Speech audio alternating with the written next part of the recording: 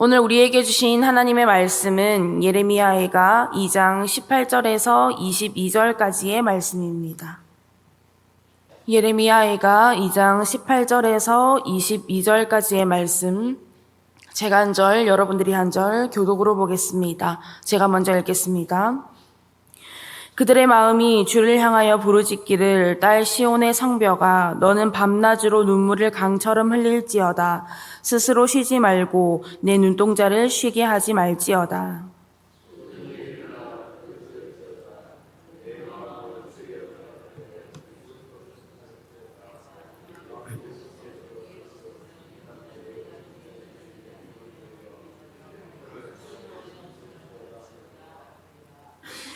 여호와여 보시옵소서. 주께서 누구에게 이같이 행하셨는지요. 여인들이 어찌 자기 열매 곧 그들이 낳은 아이들을 먹으오며 제사장들과 선지자들이 어찌 주의 성소에서 죽임을 당하오리이까.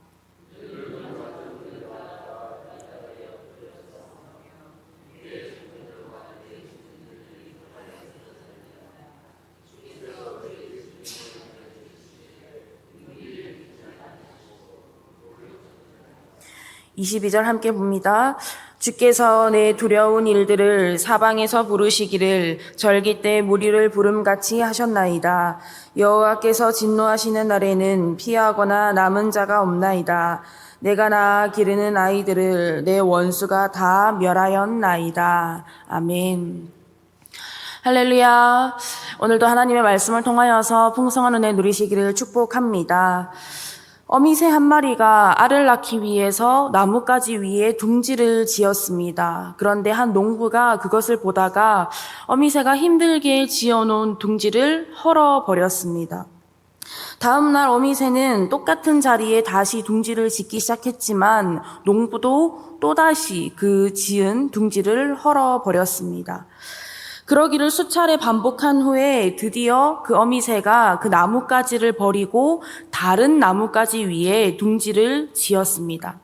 그런데 이번에는 농부가 그 지은 둥지를 헐어버리지 않고 어미새와 둥지를 흐뭇하게 바라보았습니다. 그러면 왜 이 농부가 어미새가 힘들게 지어놓은 그 둥지들을 헐어버렸을까요?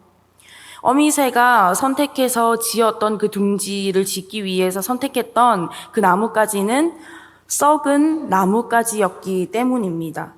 어미새는 몰랐습니다. 하지만 농부는 알았죠. 그래서 둥지를 열심히 틀었지만 농부는 그 둥지를 헐어버린 것입니다. 어미새가 힘들고 고통스러울 것을 알지만 어미새와 태어날 아기 새들을 위해서 농부는 둥지를 헐어버린 것입니다.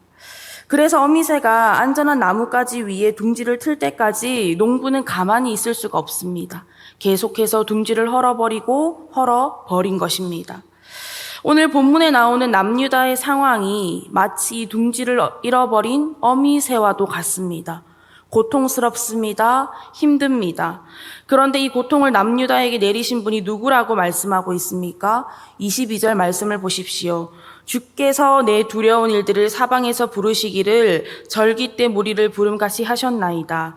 여호와께서 진노하시는 날에는 피하거나 남은 자가 없나이다. 내가 낳아 기르는 아이들을 내 원수가 다 멸하였나이다.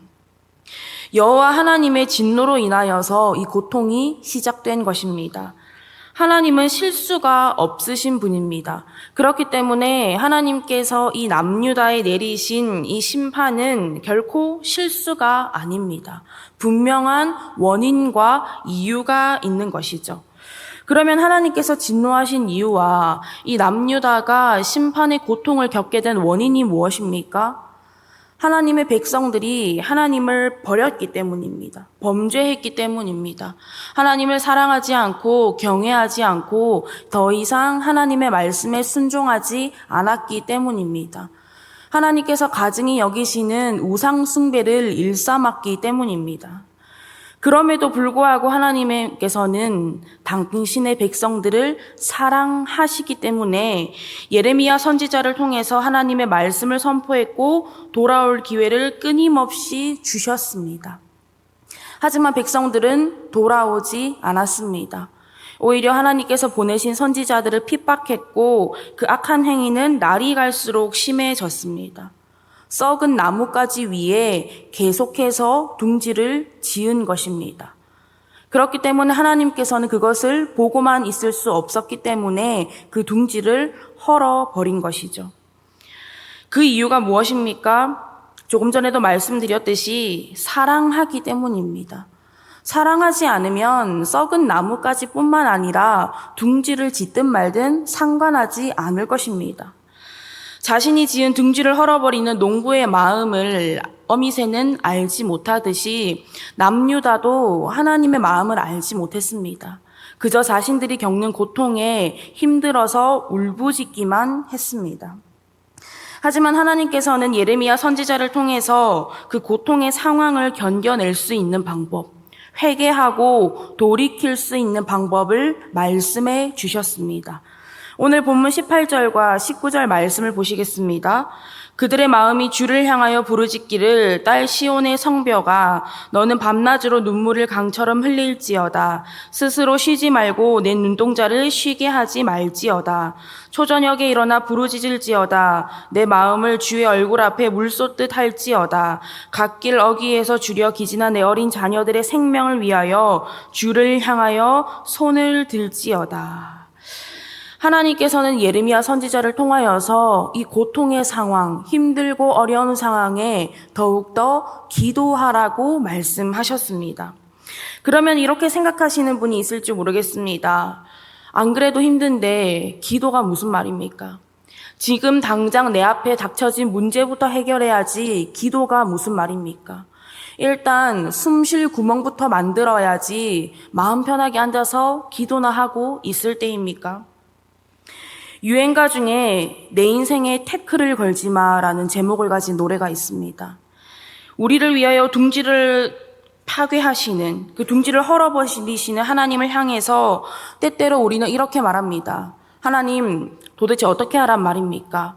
이렇게 해도 안 된다 하시고, 저렇게 해도 안 된다 하시고, 이렇게 해도 막으시고, 저렇게 해도 막으시고, 도대체 저보고 어떻게 하란 말입니까? 사람은 너무나 부족하고 연약한 존재라서 고통의 상황에 처하면 온 시선과 마음의 여유가 사라지게 됩니다. 감사보다는 원망이 먼저 나오게 되고 나를 보기보다는 남을 바라보면서 탓하게 됩니다. 그래서 당장 발 앞에 놓여진 상황만 보게 됩니다. 땅만 바라보게 됩니다. 내 팔을 뻗어서 닿이는 만큼만 바라보게 되고 내 손을 펼쳐서 잡히는 만큼만 생각하게 됩니다. 그것이 사람의 부족함과 연약함입니다. 그렇기 때문에 우리의 힘으로는 그 고통의 상황을 벗어날 수가 없습니다. 해결할 수가 없습니다. 벗어나는 것 같아 보일지라도, 해결된 것 같아 보일지라도 잠깐의 상황만 모면한 것 뿐입니다. 그러나 하나님께서는 분명하게 말씀하셨습니다. 우리의 마음을 주님께로 향하고 부르짖으라고 말씀하셨습니다.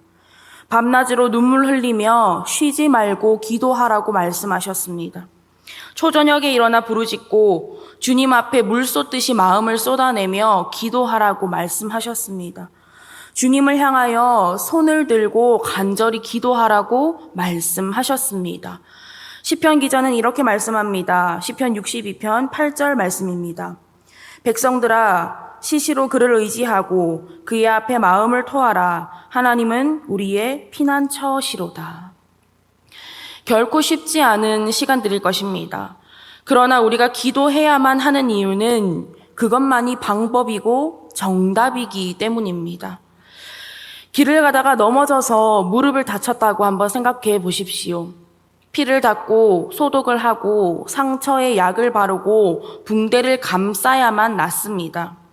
그런데 그 치료의 과정이 아프다고 해서 고통스럽다고 해서 그 상처를 치료하지 않으면 어떻게 됩니까?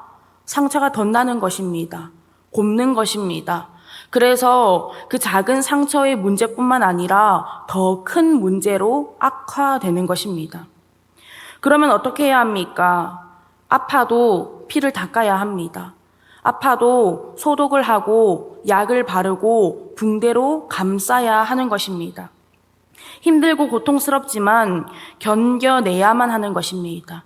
해야만 하는 것입니다. 그래야만 낫는 거예요. 우리가 고통 중에 기도하는 것도 마찬가지입니다. 힘들고 고통스럽습니다. 언제 끝날지 모릅니다. 어느 때까지 이렇게 될지 모릅니다. 그렇지만 우리는 하나님을 붙들고 기도해야만 하는 것입니다. 그러면 그 힘들고 어려운 순간에도, 고통스러운 순간에도 하나님을 붙들고 기도하려고 애쓰고 힘쓰는 그 하나님의 자녀들을 보시고 분명한 하늘의 도우심이 있을 것입니다. 로마서 8장 26절 말씀입니다. 이와 같이 성령도 우리의 연약함을 도우시나니 우리는 마땅히 기도할 바를 알지 못하나 오직 성령이 말할 수 없는 탄식으로 우리를 위하여 친히 간구하시느니라. 언젠간 먹구름이 가득한 어느 날이었습니다. 제가 아침에 교회로 오다가 하늘을 바라봤는데 먹구름이 가득한 하늘에 조그맣게 파란 하늘이 보였습니다. 그것을 보는 순간 이런 생각이 들었습니다. 먹구름이 가득하다고 해서 파란 하늘이 사라진 것이 아니다.